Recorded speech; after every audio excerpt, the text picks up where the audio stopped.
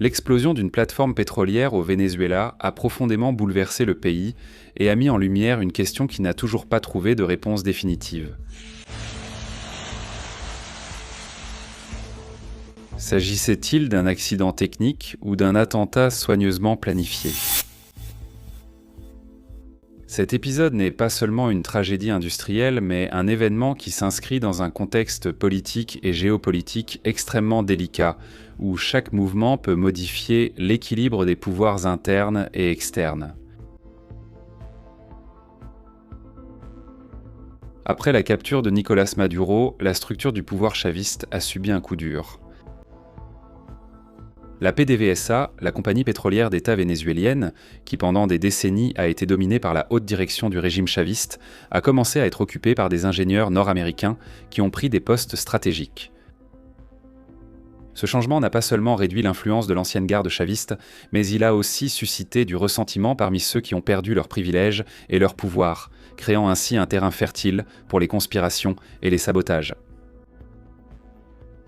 Bienvenue à Vida no Cartel. Alerta ADN, une explosion et un incendie se sont produits à l'usine Lamargas, dédiée à l'exploitation du pétrole brut dans l'état de Zulia, au Venezuela.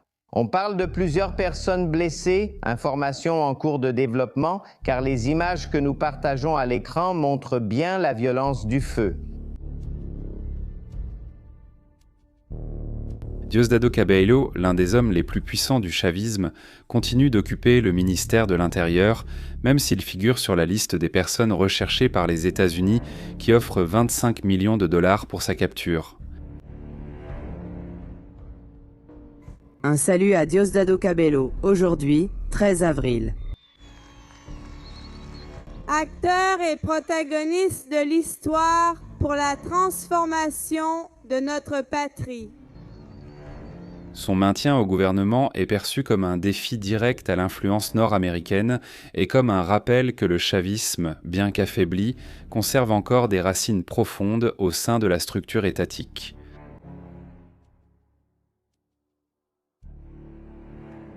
De nombreux analystes pensent donc que Cabello est au derrière une tentative de boycott indirect du gouvernement de la présidente intérimaire, Delcy Rodríguez.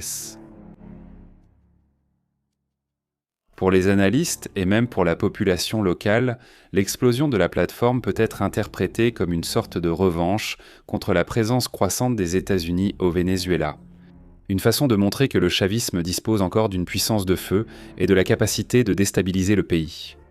Je propose à l'opposition politique vénézuélienne d'abandonner la voie insurrectionnelle. Que la Constitution revienne et que nous l'installions dans les prochaines heures.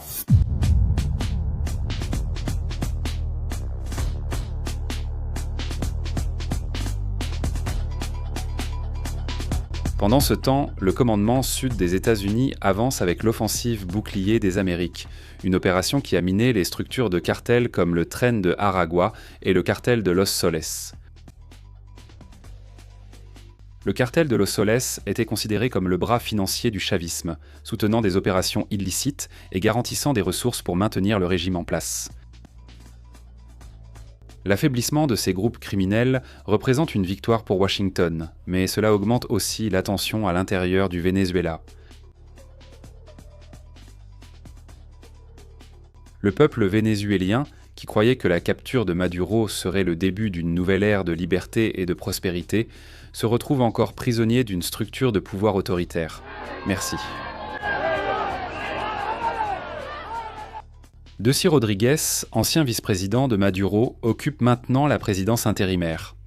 Mais son parcours montre une connivence avec les pratiques criminelles du régime, ce qui suscite des doutes quant à sa réelle capacité à conduire le pays vers un avenir différent.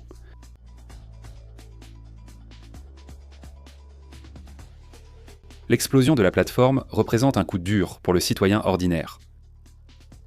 Le pétrole, qui devrait être un symbole de richesse et d'espoir, est devenu un symbole d'incertitude et de peur. La question qui résonne dans les rues est claire. À qui appartiennent réellement les richesses du Venezuela ? Au peuple qui souffre chaque jour sous les griffes d'un régime oppressif. ou aux élites politiques et militaires qui continuent de manipuler les ressources à leur propre avantage. Depuis les États-Unis, ils affirment qu'au Venezuela, on peut demander à n'importe qui qu'il y aurait des collectivos à cheval alors qu'il n'y en a pas. Situation d'insécurité ici au Venezuela. J'aimerais voir les États-Unis passer 5 jours sans qu'il y ait un meurtre.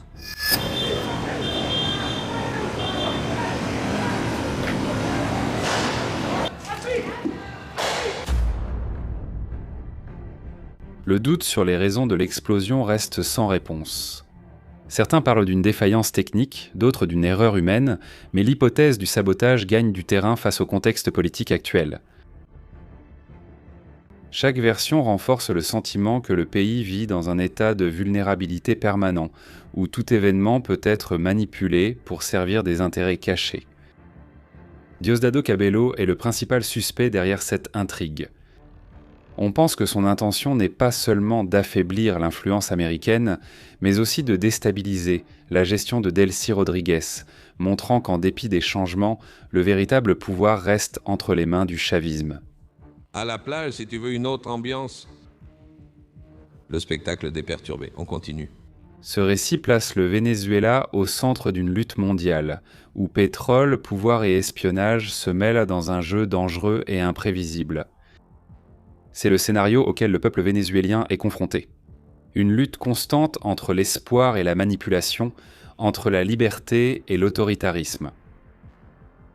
L'avenir du pays continue de s'écrire au milieu des explosions, des conspirations et des luttes de pouvoir.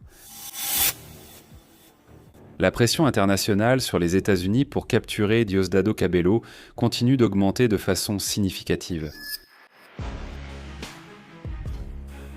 Cette pression croissante reflète non seulement le désir d'affaiblir le chavisme, mais aussi la nécessité de consolider l'influence nord-américaine dans la région, montrant que l'impunité de figures comme Cabello ne peut pas être tolérée. Avec l'avancée du bouclier des Amériques et les bases du FBI récemment inaugurées dans la région, une action militaire pour capturer Diosdado Cabello peut être déclenchée à tout moment.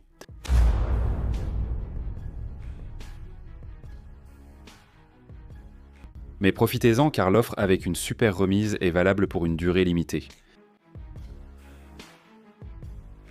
Ici sur Vida no Cartel, vous êtes tenu informé de l'actualité militaire. Laissez votre like, abonnez-vous et regardez l'une des vidéos qui apparaissent sur votre écran. En avant, combattants, à la prochaine!